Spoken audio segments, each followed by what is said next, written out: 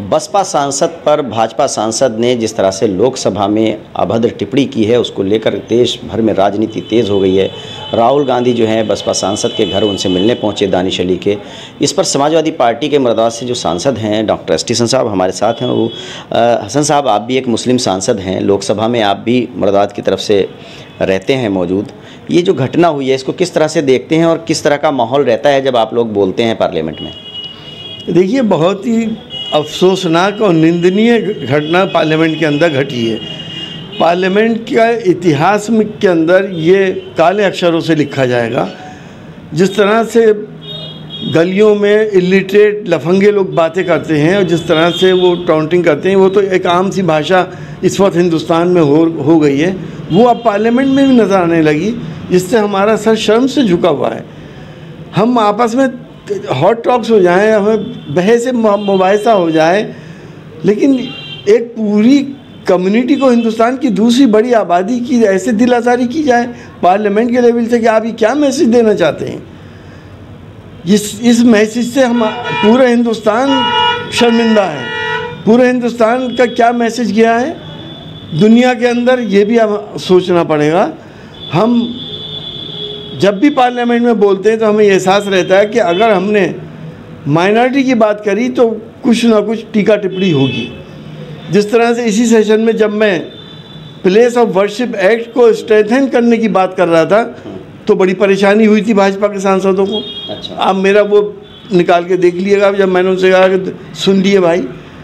तो इस तरह की चीज़ें अगर आप नेशनल इंटीग्रिटी को, सांप्रदायिक सौहार्द को भी अगर आप बर्दाश्त नहीं करेंगे। बीइंग ए मुस्लिम सांसद होते हुए जब आप लोकसभा में बोलते हैं तो क्या आपको कुछ असुरक्षा की भावना फील होती है? क्या लगता है कि अगर आप अपनी पूरी बात कहेंगे तो कुछ सेफ़ नहीं है, सुरक्षित हैं, या आप पर इस तरह के ज़बानी हमले हो सकते हैं जब आप बोल रहे होते हैं? क्या आपको ये असुरक्षा की भावना वहाँ महसूस होती है? देखिए, ज़बानी हमले तो होते ही हैं, लेकिन फिज़िकल हमला करने की किसी की हिम्मत नहीं है कि कोई फिज़िकल हमला करे। लेकिन ज़बानी तो ये बोलते ही रहते हैं और इतना एब्सर्ड बोलते हैं, अपने सीनियर लीडर्स के सामने बोलते हैं और सीनियर लीडर हंसते मुस्कुराते रहते हैं। ऐसा लगता है कि हिंदुस्तान के मुसलमान को इन्होंने गिनी पिग समझ रखा है, सारे तजर्बे उसके ऊपर कर रहे हैं, उसको एस्केप गोट बना दिया है। हर चीज़ की जिम्मेदारी हिंदुस्तान के मुसलमान के ऊपर डालकर ऐसी ऐसी बातें करते हैं। इनको शायद ये एहसास नहीं है कि इस मुल्क को आज़ाद कराने में मुसलमानों का बहुत बड़ा रोल था। जब आप पार्लियामेंट में होते हैं, कोई मुद्दा आपको उठाना होता है, तो क्या कहीं कोई ऐसा डर भी होता है अंदर के सामने जो सत्ताधारी दल के सांसद हैं वो आप पर टीका टिप्पणी इस तरह की कर सकते हैं, तो क्या उस समय आप बहुत संयम से बोलते हैं?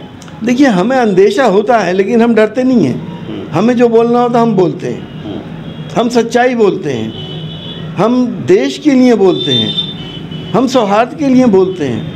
ये कुछ भी करते रहे, हमें मालूम है कि हमारी जनता देश के को सर्वोपरि रखती है और सौहार्द को सर्वोपरि रखती है। इसका कितना असर पड़ेगा? जैसे दानिश अली पर जिस तरह की टिप्पणी की गई है, तो अब जैसे पार्लियामेंट में आप अगर जाएंगे, बोलने का मौका मिलेगा या कुछ मुद्दा उठाना होगा, तो कितना असर पड़ता है इस तरह की घटनाओं से पार्लियामेंट के माहौल पर?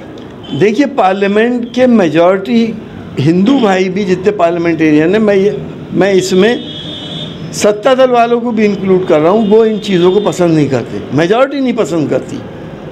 तो फ़र्क तो पड़ना नहीं है। हमें तो जो कहना है सच्चाई बोलनी है, हमें भेजा ही इसीलिए हमारी जनता ने कि हम सच्चाई पे रहें और बात करें। तो क्या आपको भी कभी इस तरह के चीज़ों को फेस करना पड़ा अगर आपने कोई मुद्दा उठाया या कोई भाषण दिया हो तो? हाँ, CAA के ऊपर जब मैं बोल रहा था तो बहुत शोर मचाया, उल्टी सीधी बातें करी, टाउंटिंग करी और ये तक कह दिया कि पाकिस्तान क्यों नहीं चले जाते हो आपको? जी। जब मैंने अब मुसलमानों की जंग आज़ादी के अंदर मुसलमानों के रोल के बारे में गिनाना शुरू करा तो पीछे से आवाज़ आई कि बना तो लिया पाकिस्तान, अब यहाँ क्यों हो। ये हालात हैं इस वक्त इस देश के। तो आपने क्या किया? नज़रअंदाज किया या उसकी शिकायत की? नहीं, मैं तो नज़रअंदाज ही किया, सभी सुन रहे थे। नज़रअंदाज करने के अलावा मेरे पास चारा क्या था?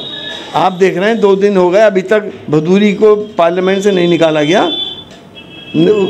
उसको सस्पेंड तक नहीं किया गया। तो ये तो वो लोग हैं कि तेरे मुंह पे झूठ बोलूं या तेरे मुंह पे सुन करूं, तू क्या कर लेगा। ये तो बॉस हैं, हिटलर हैं, करेंगे। क्या मतलब अब जो पानी है वो सर से ऊपर हो चुका है? इन लोगों ने सर से ऊपर करने की कोशिश करी है, लेकिन मेजॉरिटी हिंदू भाइयों के साथ ये नहीं चाहती। देखिए, ये टीका टिप्पणी है तो पीछे से आवाज़ें आती रहती। जब भी हम कोई अल्पसंख्यकों का मुद्दा उठाते हैं या माइनॉरिटी का मुद्दा उठाते हैं तो टीका टिप्पणी होती रहती है, क्योंकि वो पीछे की आवाज़ें होती हैं। मैंने जैसे आपको बताया अभी, जब मैं CAA पे बोल रहा था तो मुझसे भी ये कहा गया, लेकिन अब तो हद हो गई। अब तो वो जो बोल रहा था, जो स्पीच दे रहा था पार्लियामेंट के अंदर, उसने डायरेक्ट मुस्लिम MP को जाति सूचक लफ्ज़ बोले और ऐसे लफ्ज़ बोले जो सुनते ही सबका खून खौल जाता है। ये तो हद से ज़्यादा हो गया, पानी सर से ऊपर चला गया।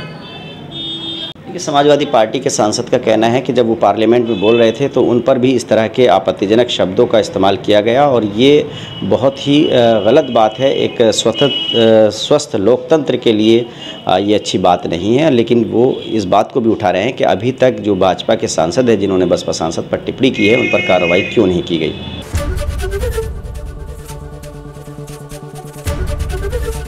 ABP गंगा, खबर आपकी, जुबान आपकी।